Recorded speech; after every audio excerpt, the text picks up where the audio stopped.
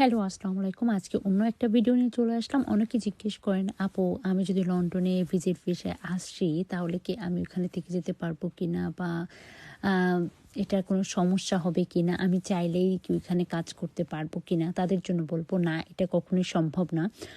লন্ডনে visit visa নিয়ে কাজ করা আইনগত সম্পূর্ণ নিষিদ্ধ।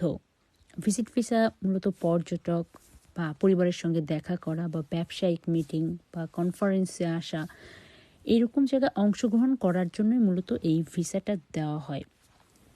ভিজিট ভিসায় আসার পরে আপনি যেটা করতে পারবেন না সেটা হলো কোনো পেইড কাজ বা চাকরি করা যাবে না, কোনো বেতন বা আয় নেওয়া যাবে না, কোনো দীর্ঘমেয়াদী কোর্স বা পড়াশোনা করা যাবে না, কোনো নিজস্ব ব্যবসা চালানো বা অন্যর ব্যবসায় অংশগ্রহণ করা যাবে না।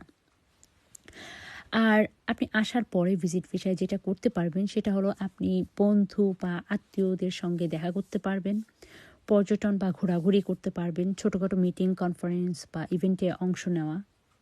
যদি সেখানে কোনো বেতন না দেয় বা না নেন সেক্ষেত্রে আপনি সেটা করতে পারবেন। আর সর্বোচ্চ আপনি ৬ মাস পর্যন্ত অবস্থান করতে পারবেন। তবে হ্যাঁ, যদি আপনি কাজ করতে চান যেমন রেস্টুরেন্ট, স্কুল, কেয়ার হোম বা অন্য কোথাও চাকরি করতে চান, তাহলে আপনাকে অবশ্যই ওয়ার্ক ভিসা বা স্টুডেন্ট ভিসা আসতে হবে বা এটার প্রয়োজন হবে।